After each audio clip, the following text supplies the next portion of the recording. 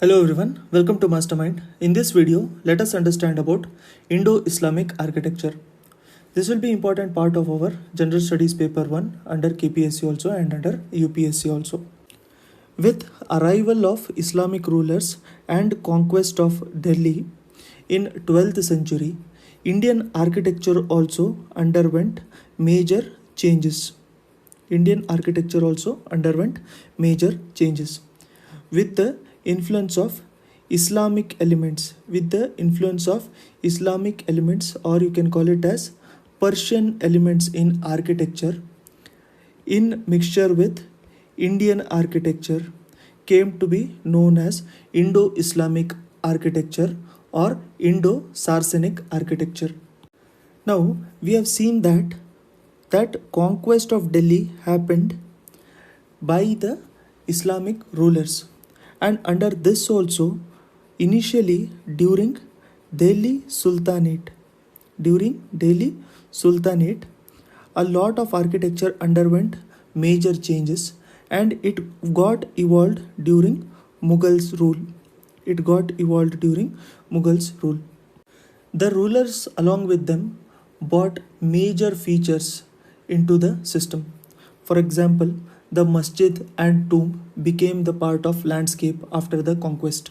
A new feature was introduced, that is use of arch.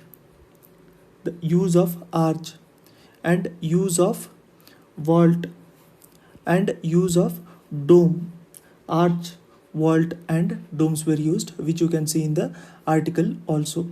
That is, the means of decoration or the surface on which there was decoration were filled with geometrical shapes, geometry, and then Arabs and calligraphy.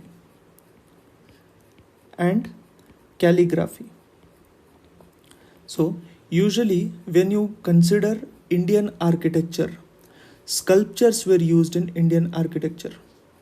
You can see the use of sculpture in Indian architecture, which was not present in Islamic or Persian architecture. In Persian architecture, it was not present.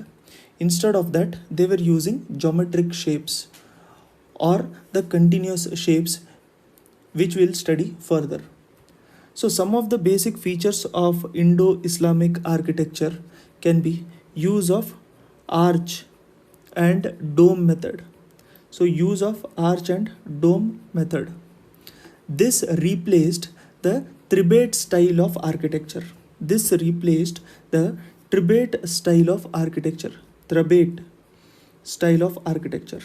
Now, what is the Tribate style of architecture? Tribate style of architecture signifies that you have horizontal tomb. On the vertical columns. You have vertical columns, and on the vertical columns you have horizontal beams. You have horizontal beams on the vertical columns. So this can be called as Tribate style. So this was replaced by articulated methods by use of domes like this, the use of domes and use of arches. So this was one of the major feature which you can represent. Along with that, when you consider Indian architecture, most of the places were largely congested. They were congested in nature. But with the advent of Islamic architecture, it was made very spacious and massive, and the breadth was more compared to the Indian architecture. So it was massive or spacious. So first feature was use of arch and dome method, which replaced the Tribate style. Later on, the space which was utilized for the architecture was very vast compared to that of Indian architecture. And one more thing which we saw before, that the sculptures were not used like that of Indian architectures. So instead of sculptures, they were using calligraphy and geometrical shapes. So calligraphy was used as a means of decoration. One more most important thing is that Indo-Islamic architecture avoided the use of human representation. That is the another word to call it as. There is no sculptures to represent, so there were no human representation. Also, you can see use of water in the premises. Use of water in the premises. So this water may be to freshen up or to have a decoration purpose, or it was serving many other purposes. But use of water in the premises in the form of fountains or small drains or pools can be seen in the Indo-Islamic architecture. Next one was Arabesque method, which is characterized by continuous stem which splits regularly and which produces a series of counterpoised leafy secondary stems. The secondary stems again splits into tertiary stems and gets integrated into the main stem. In other words, the geometry was very precise in case of Indo-Islamic architecture. For example, if you have visited Taj Mahal at any point of a time, if you look at this part of Taj Mahal, there is use of this arabesque method. That is, it is characterized by use of continuous stems, and then it bulges into leaves, and then there is a different shape, and then it gets back to the initial method. So similar to that, that was being used, and that can be called as arabesque method. Next one was, as there was no sculptures, there was significant use of jali works. There was significant use of jali works. So you can see the use of jali in this architecture. So jali gives us more light inside the architecture and also gives better wind circulation inside the architecture. So this was very significant. Also, we have seen about the geometric designs, which was a combination of squares, circles, etc., which were used. So the square block itself, as you can see in the Indo-Islamic architecture, a lot of times there were similar gardens which were used, which can be known as char bagh style of gardening. That is 1, 2, 3 and 4. That is char bagh. So similar gardens were established in case of Indo-Islamic architecture, and this can be seen in Taj Mahal also. Along with that, precious stones were used. Precious stones were used on the walls, and this was known as Petra Dura technique. Another most important characteristic is there was use of foresighting method. Foresighting technique or foresighting method.